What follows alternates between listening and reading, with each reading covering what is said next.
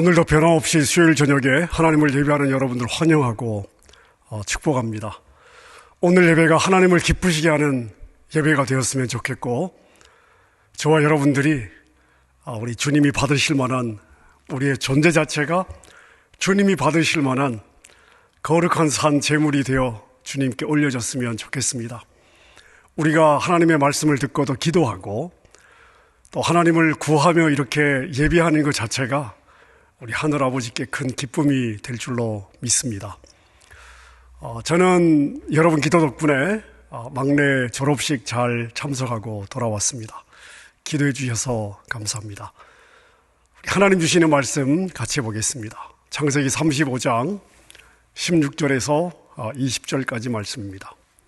창세기 35장 16절에서 20절까지 말씀, 우리 찾으셔서 제가 봉독하도록 하겠습니다.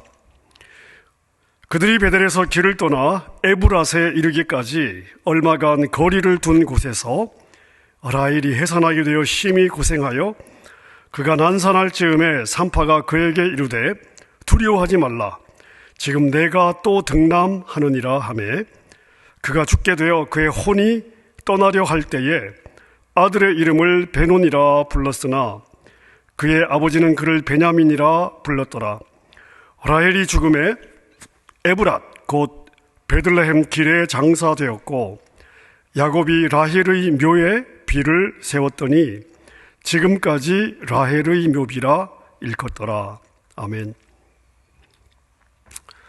한국에 가면 김밥 천국이라고 하는 식당이 있습니다. 김밥, 라면, 떡볶이 이런 분식을 파는 곳인데요.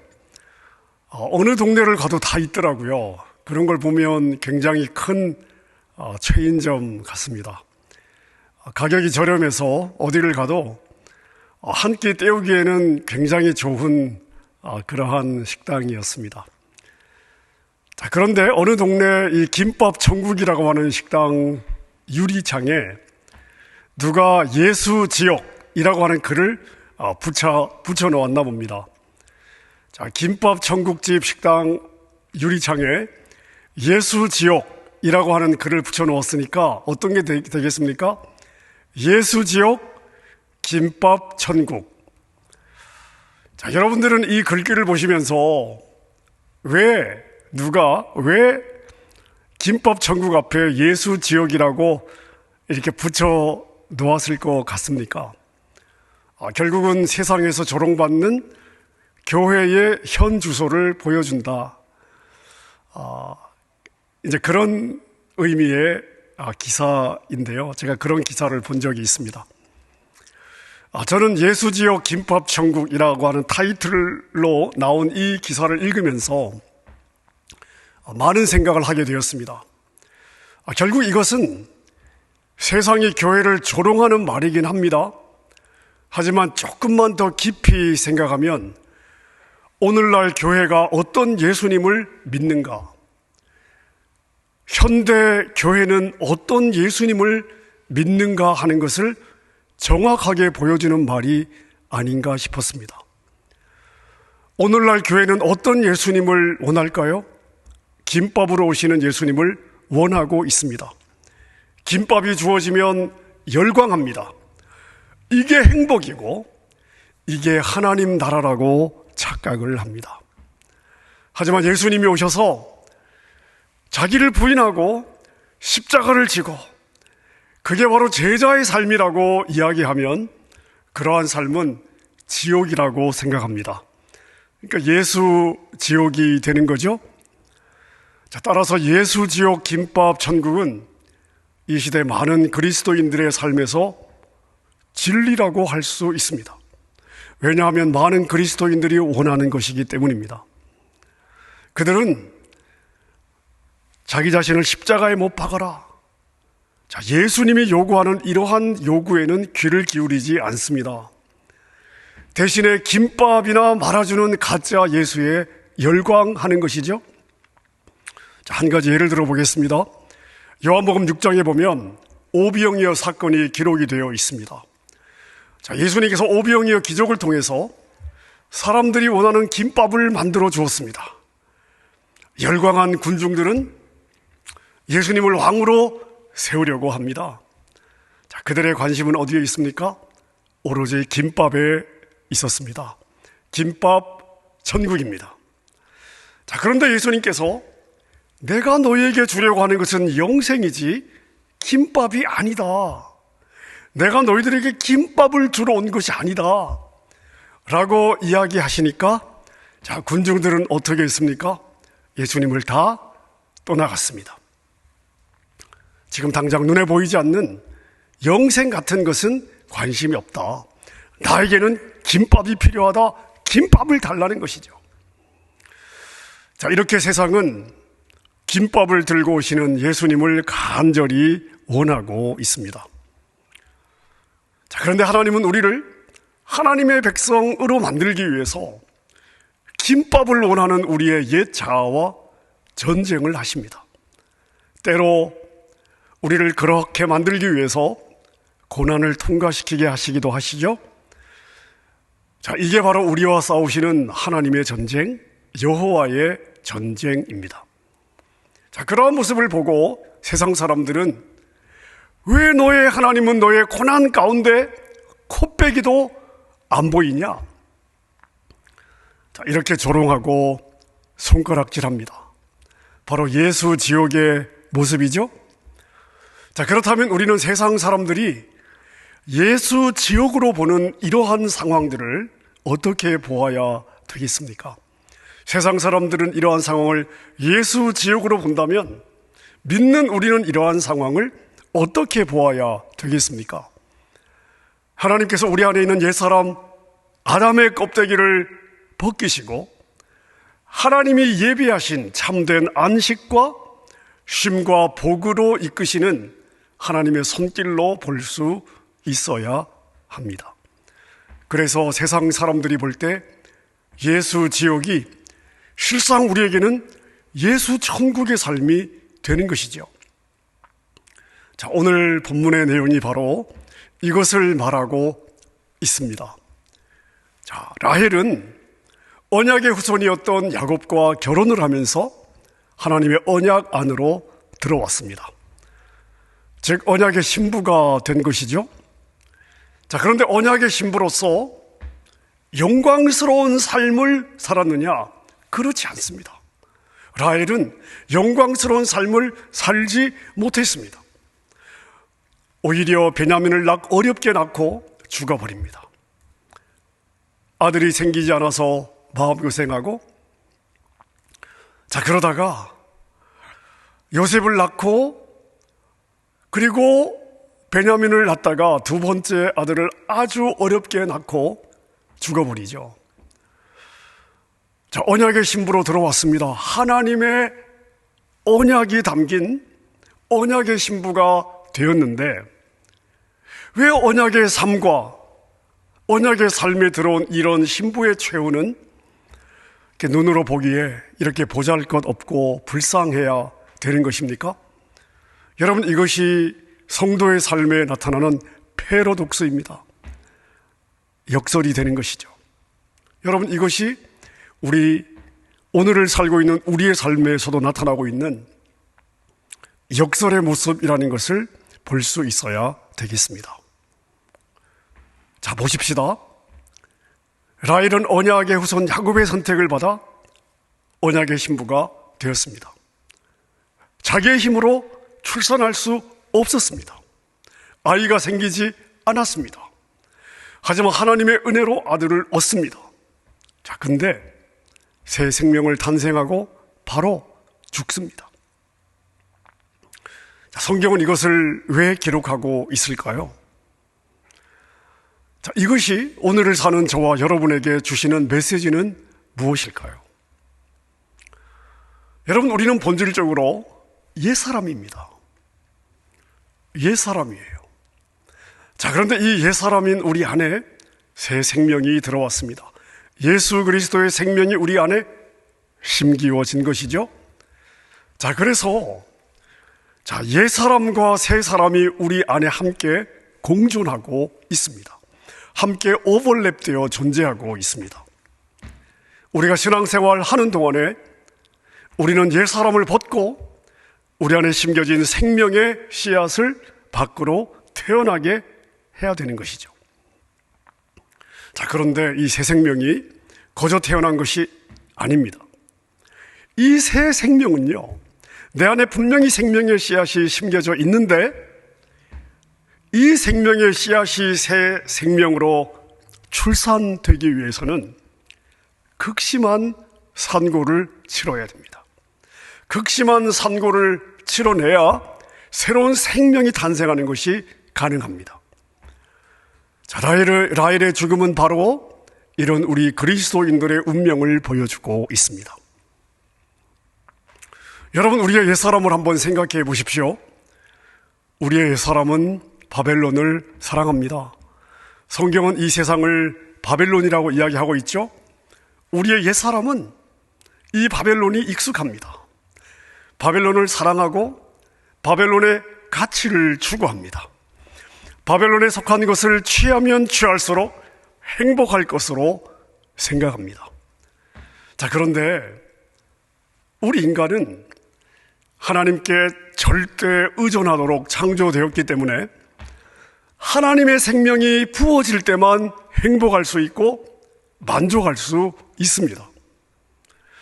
자, 그런데 바벨론에 속한 인간은요, 무엇을 통해 행복을 얻으려고 하느냐, 무엇을 통해 만족을 얻으려고 하느냐 하면 자기 안에 있는 뭔가의 그 결핍, 자, 그래서 그 행복과 만족을 얻기 위해서 태어나면서부터 열심히 젖을 빨고 자라면서 열심히 공부하고 그리고 열심히 일을 합니다. 자, 그런데 이런 모든 삶의 초점이 누구냐 하면 바로 자기 자신입니다. 어떻게 하면 내가 바벨론의 것을 더 많이 취할 수 있을까? 어떻게 하면 내가 바벨론의 가치에 더 맞게 살아갈 수 있을까? 어떻게 하면 내가 바벨론 안에서도 행복한 삶을 살아갈 수 있을까? 자, 이 모든 초점이 바벨론 안에서의 자기 자신에게 초점이 맞추어져 있습니다. 자, 그런데 자기 자신에게 초점을 맞추어 살아가는데요, 자, 안에 있는 그 결핍이 채워지겠습니까? 참 만족이 있겠습니까? 참 행복이 있겠습니까? 가능하지 않습니다. 채워지지 않습니다. 자, 그러니까 평생을 자신의 결핍을 채우려고 발버둥을 치는데 사실은 그게 다 절대 채울 수 없는 헛고생이 되는 것이죠. 자, 그런데 마귀는 어떻게 합니까? 내가 나를 위해 이런 삶을 살면 살수록 행복할 수 있다고 미혹합니다. 그것을 놓치면 불행해질 것이라고 이야기합니다. 그래서 우리는 열심히 쫓아가죠. 근데 가서 보면은 남는 것이 없습니다. 설사 자신이 추구하던 것을 사실은 얻는 사람도 많지 않지만, 설사 이 바벨론에서 자기가 얻고자 했던 것들을 다 얻고 누리며 산다고 만족할 수가 없습니다. 엄청난 재산, 엄청난 인기를 소유한 연예인들이, 또 엄청난 부를 축적한 재벌들이 왜 알코올 중독자가 되고 때로 마약에 빠지겠습니까? 그들이 가진 재산이나 인기가 결코 그들에게 만족을 주지 못한다, 산 증거가 아니겠습니까? 자, 그래서 돈과 명예와 인기를 가지고 있어요. 자, 바벨론의 인간들이 추구하는 모든 것을 다 가지고 있지만 술의 도움을 받아야 되고 마약의 도움을 받아야 되는 것입니다.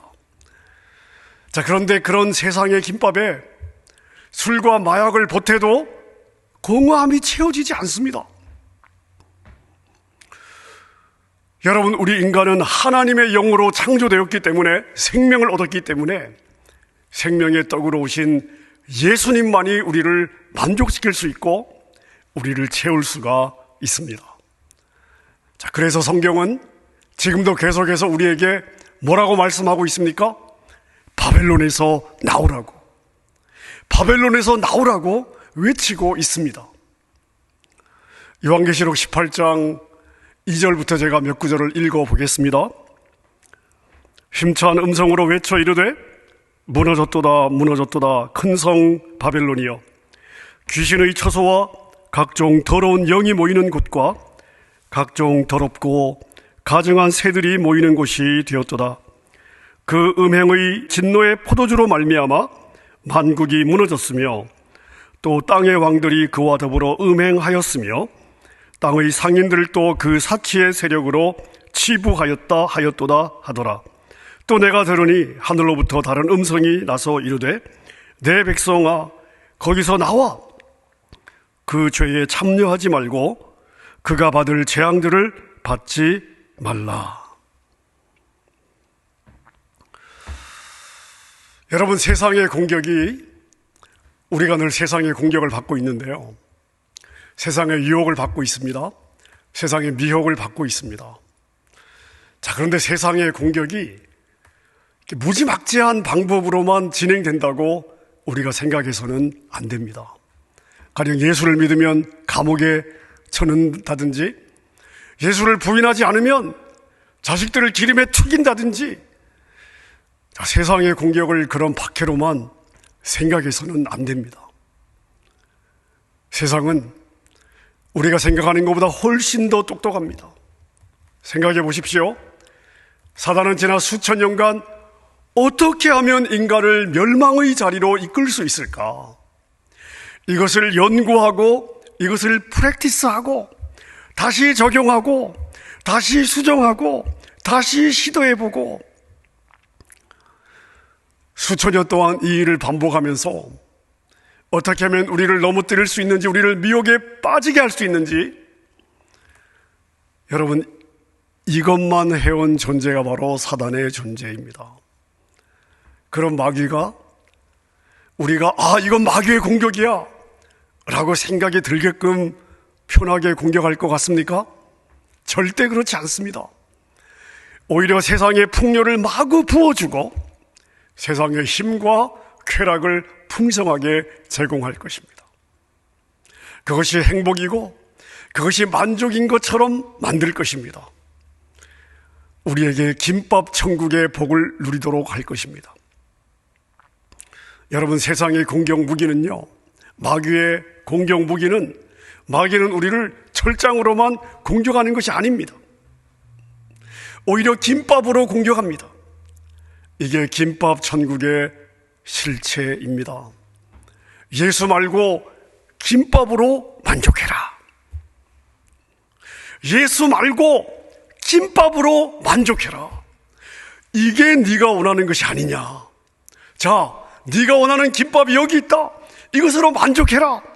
이게 너희에게 주는 하늘의 복이다. 이런 말이 되는 거죠. 여러분, 이게 세상의 공격보다, 이런 세상의 공격이요, 훨씬 더 무서운 것입니다.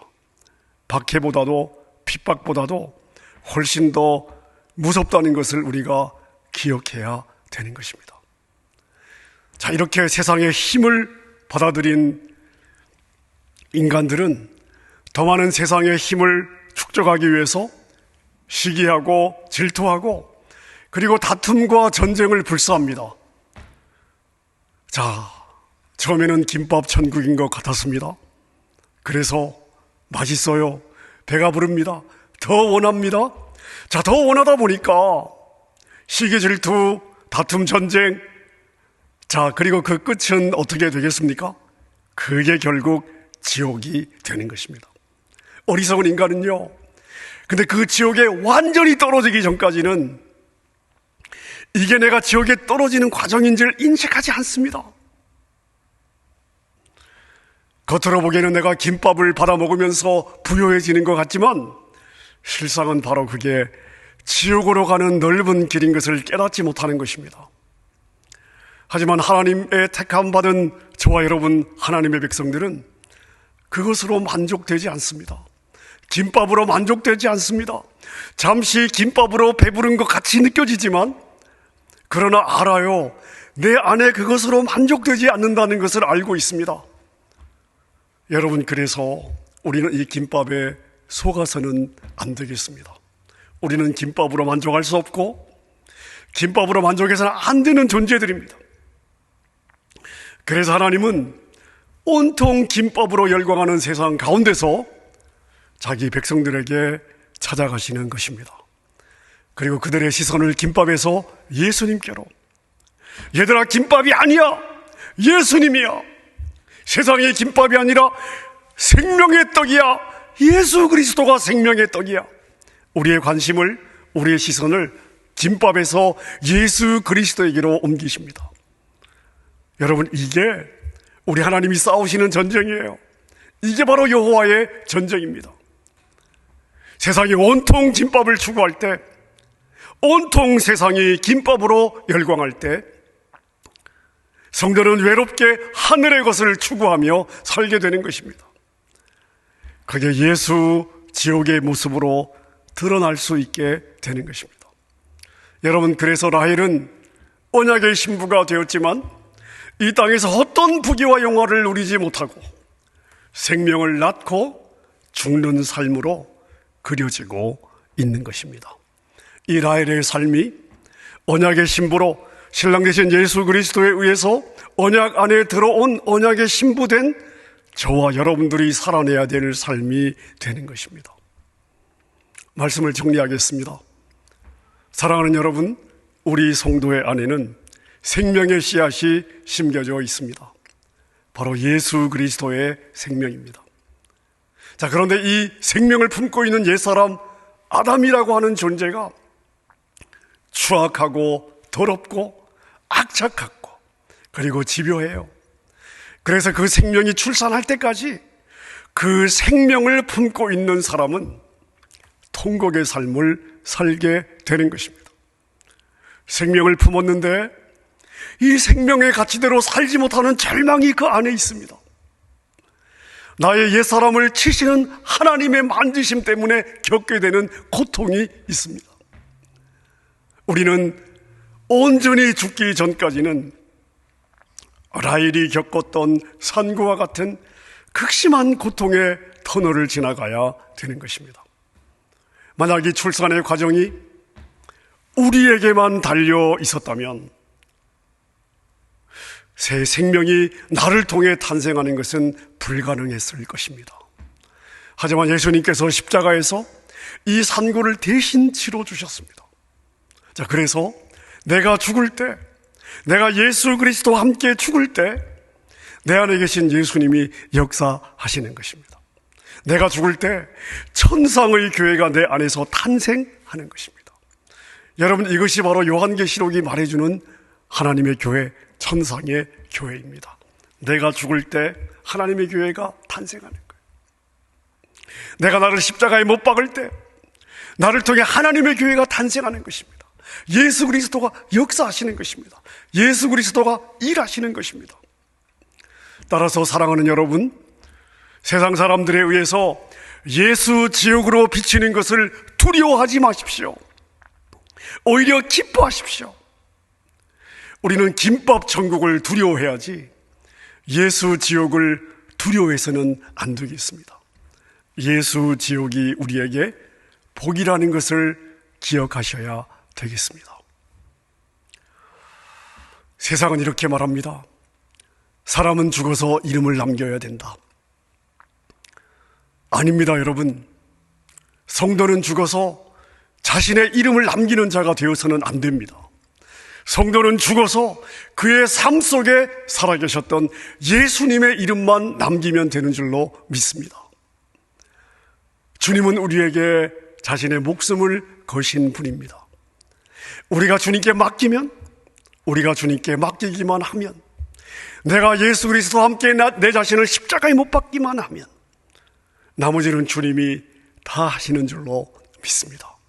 하지만 내가 뭘 하려고 한다면 주님은 내 안에 바벨론을 제거하기 위해서 우리와 싸움을 하게 되는 것입니다. 여러분, 하나님과 싸움을 하면서 사시겠습니까? 아니면 하나님이 돕는 인생으로 살아가시겠습니까?